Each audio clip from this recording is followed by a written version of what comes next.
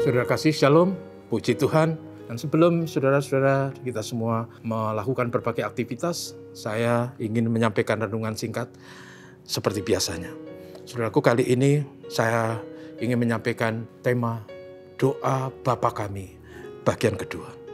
Saudara sekalian, mari sekali lagi kita baca teksnya. Demikian kata Tuhan Yesus, karena itu berdoalah demikian. Bapa kami yang di surga, dikuduskanlah namamu, datanglah kerajaanmu, jadilah kehendak-mu di bumi seperti di surga.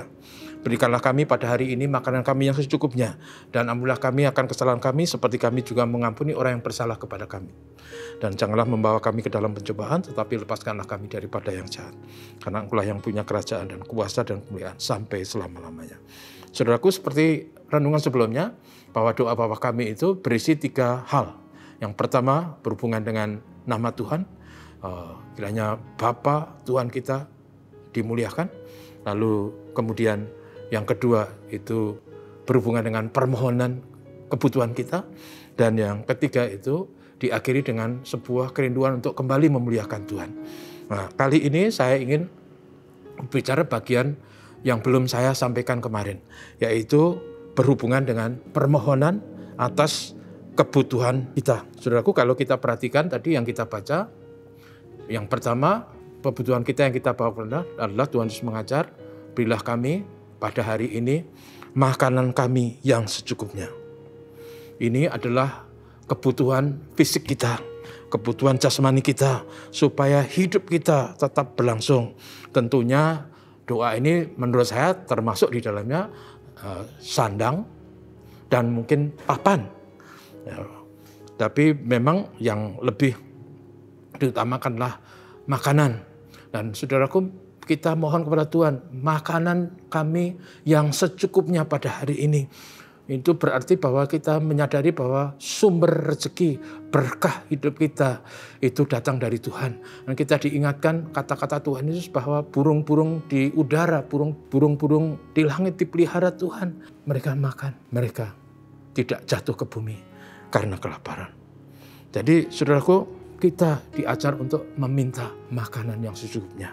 Dan menurut saya doa ini sangat indah karena sebenarnya doa ini mengajar kepada kita untuk tidak serakah dan sekaligus hari ke hari berserah dan memohon berkat Tuhan. Dalam dunia ini banyak orang yang punya banyak kekayaan tetapi juga tidak bisa makan, saudaraku. Ada orang-orang yang kaya tidak bisa makan roti, tidak bisa makan nasi karena diabetes, penyakit gula. Ada juga yang karena makanan enak-enak itu selalu berkaitan dengan kolesterol. Jadi yang luar biasa doa Bapa kami itu mengajar kita untuk tidak serakah. Saya pernah membaca sebuah buku yang mengatakan bahwa bumi ini kalau dikelola dengan baik itu akan bisa memberi makan kepada 28 miliar manusia. Sekarang baru 7 miliar sekian, tapi saudara pertanyaan kenapa sekarang banyak orang yang kelaparan? Dan persoalannya adalah saudara menurut saya karena bumi belum dikelola dengan baik, tapi juga terlalu banyak keserakahan di sana sini. Tapi saudaraku, kebutuhan yang kita minta pada Tuhan adalah berilah kami makanan kami secukupnya hari ini.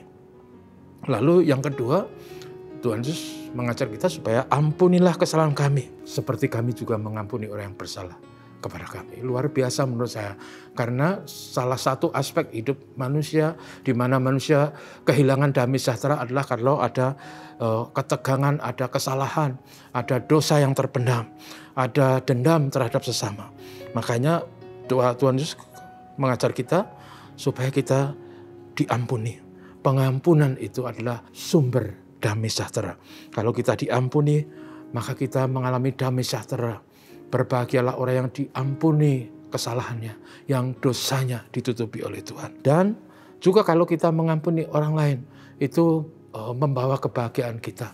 Kadang-kala kalau kita menyimpan sakit hati, dendam, kemarahan pada orang lain, saudara, sesungguhnya itu adalah sebuah kebodohan. Karena yang tersiksa justru kita sendiri. Sebabnya Tuhan mengajar supaya kita mohon pengampunan. Seperti kami juga mengampuni orang yang bersalah kepada kami. Itulah kunci sejahtera dan bahagia. bukan saja makan cukup, tapi ada damai sejahtera karena dosa dan kesalahan diampuni. Lalu yang ketiga adalah janganlah membawa kami ke dalam pencobaan, tapi lepaskanlah kami daripada yang jahat. Dalam bahasa Inggris, lepaskanlah kami daripada si jahat. Dan saudaraku, ini adalah doa mohon pimpinan supaya kita tidak silau terhadap dunia, supaya kita tidak salah jalan. Kita minta pimpinan Roh Tuhan supaya jalan hidup kita benar, supaya pilihan kita benar, supaya keputusan kita benar dan tidak salah. Jadi kalau kita dipimpin Tuhan, maka si jahat tidak peroleh keuntungan dan kita tidak terjerumus pada kebodohan. Saudaraku, 3 permohonan itu, makanan, pengampunan, dan dijauhkan dari pencobaan, itu sangat indah menurut saya karena itu mewujudkan karya Allah Tritunggal. Di mana Bapa adalah Tuhan Bapa yang memelihara mencukupi kebutuhan kita. Di mana Yesus Juru Selamat kita adalah Tuhan yang membereskan dan mengampuni dosa kita. Sehingga kita memperoleh damai sejahtera. Tapi juga karya Roh Kudus yang memimpin kita, menuntun kita di jalan yang berliku.